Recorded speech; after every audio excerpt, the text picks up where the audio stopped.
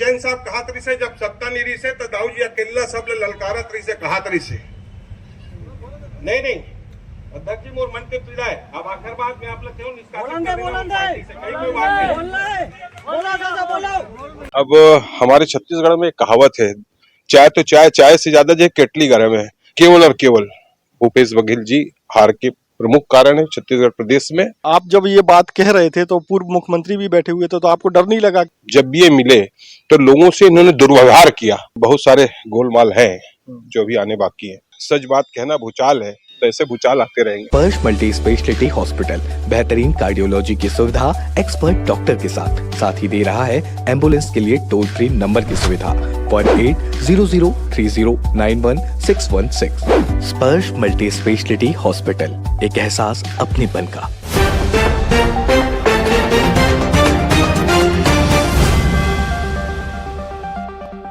नमस्कार, मैं हूं मयंक चतुर्वेदी और आप देख रहे हैं तीरंदाज। कांग्रेस के सत्ता में जाने के बाद, प्रदेश की सत्ता में जो कांग्रेस काबिज थी 5 साल से, उससे सत्ता से हटने के बाद कांग्रेस में एक बवाल की स्थिति है। जो खामियां थी उनको उजागर किया जा रहा है और ये उजागर की जा रही खामियां जो है लोगों के लिए बहुत ही कौतूहल का विषय बनी हुई हैं। एक क्रांतिकारी जो कदम है जो पिछले दिनों 18 तारीख को राजनांदगांव में एक नेता ने उठाया और उन नेता का नाम है सुरेंद्र दास जी, जो कि पूर्व उपाध्यक्ष हैं कांग्रेस किसान मोर्चा के और वर्तमान में विशेष आमंत्रित सदस्य हैं प्रदेश कांग्रेस कमेटी के।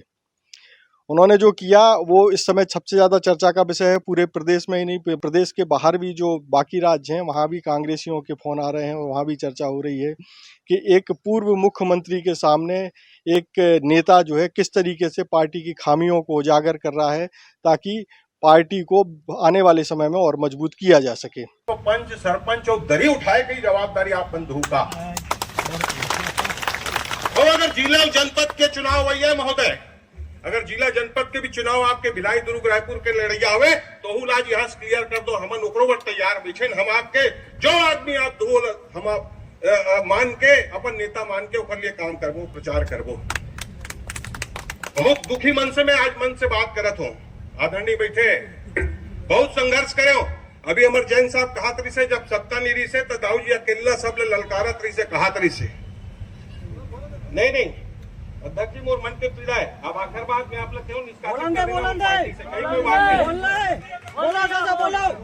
काहे 5 साल बहुत सारे नेता बन के हमन चिंतन करें मनन करें। कोनो मन गेरे हो जी मनन चिंतन करे बर, कोई बुलारिन का चिंतन मनन करे बर, एवं कांग्रेस में बैठ के चिंतन मनन लगा डर थे काला हरन। आप मैं ये बात कभी स्वीकार करता हूँ डंके चोट पे की थो। आज अगर पूरा देश में आज 3100 रुपया अगर धान भाजपा के सरकार दे पाते तो आदरणीय हमारे भूपेश बघेल जी करेंगे।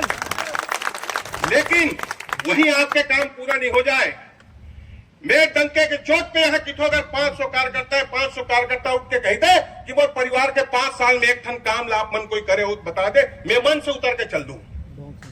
कोई नहीं करी। हमन दुख तकलीफ और घर के अगर बहू बेटा के कोई ट्रांसफर है, मोर कोई काम है, मोर कोई तकलीफ है, कोई काम नहीं करे लाइन सिवाय प्रताड़ित करे के। और मैं मंच पे जब आया आज एक चीज देखे मिलीस या नया फोटो देखे मिलीस। 5 साल पहले हमारे नवा फोटो देखे मिले, एक ढंग के फोटो देखे मिले। वो नेता कहाँ है? और अत्यंत बड़का नेता है।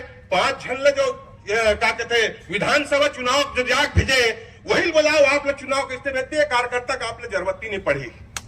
मैं अगर बहुत दुखी मन से कहा तो आदरणीय, और अगर मोर बात कहीं गलत है तो मैं मन से क्षमा मांगते हुए, जिला अध्यक्ष जी आप हो, आप लोग निष्कासन के अधिकार है, आप उन्हें निष्कासित कर देना। मैं कार्यकर्ता बन के पार्टी के जो भी यहाँ आदमी बैठे हुई मैं ओकर लिए सदैव आपके लिए काम करूं। अक्की कहते हुए मैं आपके कोई कार्यक्रम में बाधा नहीं पहुंचाना चाहूं, लेकिन मौका इसे मिले नहीं, मौका कभी मिलीस नहीं। 5 साल हम तुहर तीर में नहीं उधन सके और एकरे नतीजा है कि हम आज 46,000 से विधानसभा चुनाव काबर हारे। ये सब ला आप कार्यकर्ता से बैठ के चिंतन करे की आवश्यकता है। मैं अगर कोई मुझे गलत बात कहे हूं तो मैं आपसे माफी चाहते हुए सब कार्यकर्ता ने एक बार प्रणाम करते हुए कि मोला आप बहुत सहयोग और सम्मान दो। मैं आपके हाथ जोड़ते हुए क्षमा मांगते हुए अपन बात में खत्म कर। हमारे साथ हैं सुरेंद्र दास जी। स्वागत है सुरेंद्र दास जी। धन्यवाद, नमस्कार। सबसे पहले ये बताइए कि 18 तारीख को जो सभा हुई जिसमें आपने पूर्व सीएम भूपेश बघेल जी के सामने अपनी बातें रखी, वो पूरा मसला क्या है? एक्चुअल में कल हमारे क्षेत्र में सोमनी के पास कुटेरी है, वहाँ पे कांग्रेस के कार्यकर्ता का सम्मेलन था, जिसमें हमारे लोकसभा के प्रत्याशी भूपेश बघेल जी आए थे और उस दौरान मंच पे मुझको बात रखने का अवसर मिला, आमंत्रित किया गया मुझको। मैं अपनी बात रखने गया, चूंकि 5 साल कांग्रेस सत्ता में रही, तो हम सब कार्यकर्ताओं ने बहुत सारी इस बीच में पीड़ा झेली है। हम अपने नेताओं से नहीं मिल पाए, मुख्यमंत्री तो कभी मिले ही नहीं, किसी कार्यकर्ता मिले नहीं, न किसी कार्यकर्ता का काम हुआ। तो चूंकि ये पार्टी का हमारा फोरम था, कार्यकर्ता सम्मेलन था, कोई आम सभा थी नहीं, मैंने उसमें अपने कार्यकर्ताओं की और अपनी पीड़ा जो है उस मंच के माध्यम से रखी। और मुझको नहीं लगता कि पार्टी के कार्यकर्ता सम्मेलन में अपनी अगर बात रखें तो वो कोई अनुशासनहीनता की श्रेणी में आता होगा।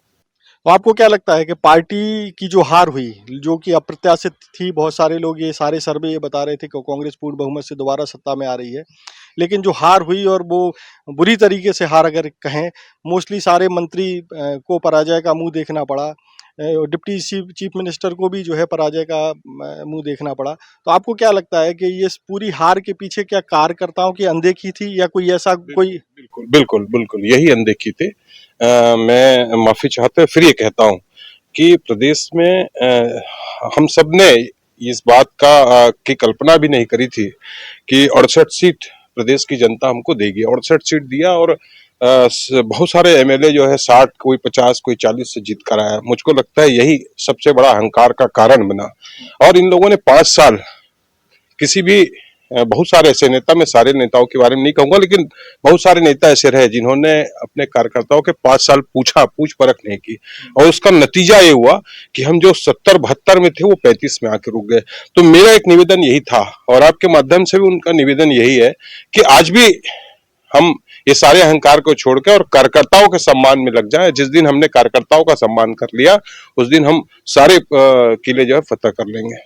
आपको क्या लगता है कि जो ये हार हुई है उसके पीछे कार्यकर्ताओं की अनदेखी है, जबकि जो कांग्रेस की सरकार है या भूपेश जी हैं, वो लगातार ये प्रचारित करते रहे कि कांग्रेस की जो सरकार है वो जनता के सबसे करीब है, लोगों की बातें सुनी जा रही हैं और नेताओं की भी बातें सुनी जा रही हैं। तो क्या आपको क्या लगता है कि किन नेताओं की बातें सुनी जा रही थी और किन नेताओं की बात नहीं सुनी जा रही थी? ये केवल आपस में एक दूसरे की बात ही सुन रहे थे, कार्यकर्ताओं की बात किसी ने नहीं सुनी। और अगर सुनी जा रही होती तो मुझको लगता नहीं कि 72 सीट से आप 35 के सीट में आ जाते, जबकि सारी योजनाएं आपने, वो जो एक सरकार कर सकती है, सारी चीजें आपने जो है करी, और आप वहां से उठ के 35 में अगर आ गए तो मुझको लगता है कि अभी लोकसभा चुनाव है और आज भी अगर हम संभल जाएंगे तो हमारी यहाँ पे छत्तीसगढ़ में भी एक अच्छी पोजीशन बन सकती है। अच्छा, जब आपने ये बात कार्यक्रम में मंच से रख रहे थे तो आप क्या सोच करके गए थे, प्लान के साथ गए थे कि हमको ये बात रखनी है, आपने वहीं जा करके जो है एकदम से? नहीं, मैं ऐसा कोई सोची समझी बात नहीं थी, क्योंकि मैं अगर राजनांदगांव की आप बात करें, किसी से भी पूछेंगे, पिछले 15 वर्ष में जब हम भाजपा की सरकार थी और हम सत्ता में नहीं थे, तो मैं जिला पंचायत में उपाध्यक्ष हुआ करता था। पूरे जिले में मैंने डंके की चोट पर घूम घूम के सारे कार्यकर्ताओं का हौसला बुलंद किया और अपनी कांग्रेस पार्टी की आवाज बुलंद करी थी। लेकिन 5 साल जैसी सत्ता आई तो हम जैसे लोग को पार्टी से पहचानने से इनकार कर दिया, और मेरे को बड़ा दुख है इस बात का। ऐसे लोग उनके साथ घूमते नजर आए, नेताओं के साथ, जिन्होंने पार्टी को डुबोने का काम किया था, और इन्हीं का नतीजा है कि पार्टी जो है अर्श से फर्श पर आ गई। अच्छा, आप जब ये बात कह रहे थे तो पूर्व मुख्यमंत्री भी बैठे हुए थे, तो आपको डर नहीं लगा कि आपके खिलाफ कोई कार्रवाई हो सकती है? कोई इन सब चीजों का कोई डर नहीं। मैं ये समझता हूँ कि वो भी सामान्य एक व्यक्ति है और मैं भी एक सामान्य व्यक्ति हूँ, और मैं सारे लोगों से आपके माध्यम से कहना चाहूंगा कि अपनी बात रखने के, नेताओं के बीच में अपनी बात रखने की किसी भी कार्यकर्ता को डरने की आवश्यकता नहीं है। अच्छा, अगर हम आपसे ये कहें कि 5 वो नाम बताएं जो पार्टी की हार के लिए जिम्मेदार हैं, तो वो कौन कौन से? बिल्कुल अनदेखा, पार्टी का इन्होंने अनदेखा किया, लोगों का, किसी के लोगों का काम नहीं किया, मिला नहीं लोगों से, इन्होंने किसी भी लोगों से, आम लोगों से न मेल करी, न मुलाकात करी, और जब भी ये मिले तो लोगों से इन्होंने दुर्व्यवहार किया। सबसे ये जो पीड़ा का कारण था कि लोगों को इन्होंने दुर्व्यवहार किया। आप काम करें ना करें सेकेंडरी है, लेकिन आप लोग आपके पास आए तो कम से कम किसी से हाय हेलो और अच्छे से अगर बात कर लेंगे तो मुझको लगता है सबसे बड़ी उपलब्धि होगी। कोई भी नेता, मैं भी जिला पंचायत में था तो सबका काम कर सकूं, किसी भी नेता के लिए संभव नहीं है। मैं समझता हूँ देश के प्रधानमंत्री के लिए भी संभव नहीं कि सारे लोगों का आप काम कर पाए, लेकिन आपका व्यवहार ऐसा होना चाहिए। मैं समझता हूँ जिनके बूते आप जीत कर आए हैं, आपके उनके प्रति आपका व्यवहार ऐसा होना चाहिए कि वो आए तो आप कम से कम उनको सम्मान दे सके। दुर्व्यवहार करने वाले किसी नेता का नाम? मैं तो मुखिया से कह रहा हूँ, मुखिया ने सबसे ज्यादा दुर्व्यवहार किया। भूपेश बघेल जी? जी जी बिल्कुल। अच्छा, इसके अलावा अगर हम ये कहें कि जो सवाल हमने पहले भी किया था कि 5 ऐसे नाम जिन्होंने पार्टी को नुकसान पहुंचाया है, वो 5 नाम कौन हो सकते हैं? मैं तो ये कहूंगा, मैं फिर कह रहा हूँ और बड़ी बेबाकी से बात कह रहा हूँ, केवल और केवल भूपेश बघेल जी हार के प्रमुख कारण है छत्तीसगढ़ प्रदेश में। शायद उन्होंने अपने व्यवहार सही किया, क्योंकि हम सबको उनसे बड़ी उम्मीद थी। मैं भी उनसे बड़े पुराने समय से जुड़ा हूं। मुझको बड़ी उम्मीद थी कि वो आएंगे तो हम कार्यकर्ताओं के लिए, इस क्षेत्र के लोगों के लिए बहुत सारा काम करेंगे, लेकिन उसके विपरीत गए। वो जीतने के बाद सारे पुराने अपने लोगों को, कार्यकर्ताओं को, क्षेत्र की जनता को पहचाने से, और वो अपने लोगों के बीच में घिर गए। पता नहीं वो 5 साल कहाँ थे, मुझको नहीं पता। जिस तरीके से आपने भरे मंच पर भूपेश बघेल को आईना दिखाया, क्या इसके पहले भी कभी आपने उनको इस बारे में बताने की कोशिश की थी? 5 साल हमारी मुलाकात ही नहीं हुई। मैं तो थक गया, मिलने का समय मांग मांग के हम थक गए। मेरी क्या, एक से एक मैं ऐसे एमएलए लोगों का नाम बता सकता हूँ जो 5 साल उनसे मिल नहीं पाया। जिला अध्यक्ष नहीं मिले तो मेरी क्या बखत है।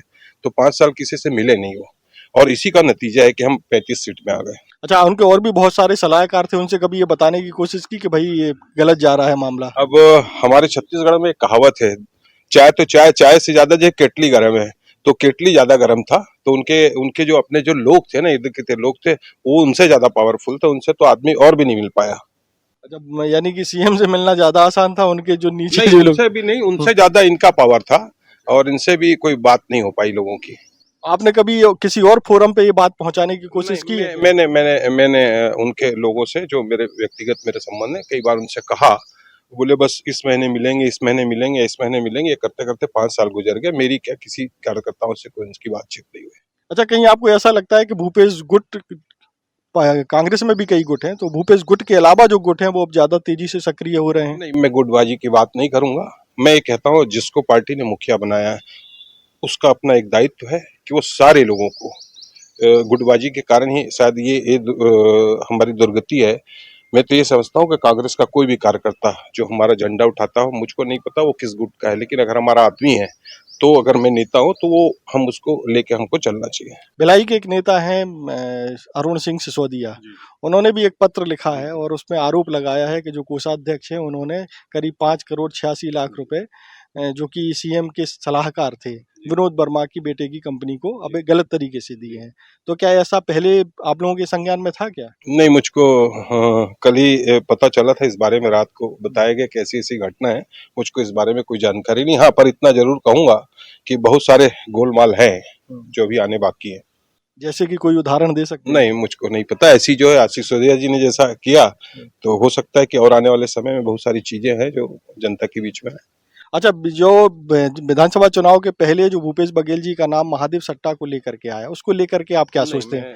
आम जनता से आपको क्या प्रतिक्रिया? नहीं, मैं इस बारे में कुछ नहीं कह सकता, क्योंकि महादेव सट्टा है अपना, मैं जीवन में सट्टा खेला हूँ, न ताश छुआ हूँ, तो मैं इस बारे में नहीं जानता। लेकिन मैं इतना जरूर कहता हूँ कि प्रदेश में अगर इस टाइप की गतिविधियां थी तो उसको वहीं रोका जाना चाहिए था। तो आप मानते हैं कि प्रदेश में सट्टा का संरक्षण सत्ता पक्ष की ओर से था? नहीं, मैं नहीं कहूंगा, लेकिन मैं समझता हूँ जिस जिले का मुखिया हूँ, अगर मैं घर में हूँ, मेरे घर में अगर कुछ ऐसी गतिविधियां हैं तो मुझको उसको रोका जाना चाहिए था। आपको लगता है कि कांग्रेस के पीछे, जो जैसा कि कांग्रेस के बड़े नेता, कल सीएम ने भी जो है प्रेस कॉन्फ्रेंस की थी, के आरोप लगाया था कि भाई जो बीजेपी है वो ईडी और उसके आईटी के जरिए घेर रही है, सीबीआई के जरिए घेर रही है, और जो जिस तरीके से महादेव सट्टा में उनका नाम लिया गया वो गलत है। मैं एकदम छोटा सा कार्यकर्ता हूँ। मेरे को ये बहुत बड़ा सवाल आप कर रहे हैं मुझसे। मुझको इस बारे में बिल्कुल जानकारी नहीं। मैं एकदम छोटा सा कार्यकर्ता हूँ, और मैं अपनी कार्यकर्ताओं की छोटी जो पीड़ा है। अरे तो इस छोटे से कार्यकर्ता ने छत्तीसगढ़ की कांग्रेस में भूचाल ला दिया है। नहीं, अगर सच बात कहना भूचाल है तो ऐसे भूचाल आते रहेंगे। आगे भी हम उम्मीद करें कि इस तरीके का उठता रहे। अगर सच बोलने से मुझको रोका गया तो मैं ये सच बार बार बोलता रहूंगा। सुरेंद्र दास जी ने जो आईना दिखाने की पार्टी को शुरुआत की है, उसका असर ये है कि भिलाई से भी जो है अरुण सिंह सिसोदिया ने कांग्रेस के जो कोषाध्यक्ष हैं उन पर गंभीर आरोप लगाया है, और आरोप जो है सीएम से जुड़े हुए यानी उनके सलाहकार रहे विनोद वर्मा जी की बेटे की कंपनी को लेकर के है। उन्होंने आरोप लगाया है कि विनोद वर्मा जी के बेटे की कंपनी को पार्टी फंड से करीब 6 करोड़ रुपए दिए गए। आगे ये सब घटनाक्रम राजनीतिक रूप से किस तरीके से करवट लेते हैं, क्या क्या बदलाव देखने को मिलते हैं, ये हम आपको बताते रहेंगे। तब तक आप तीरंदाज से जुड़े रहिए। नमस्कार। खुश है तो फिर खुशी मना ले, छोटा बड़ा केक मंगा ले, संगम में मिलता है बढ़िया केक, संगम में मिलता है बढ़िया केक।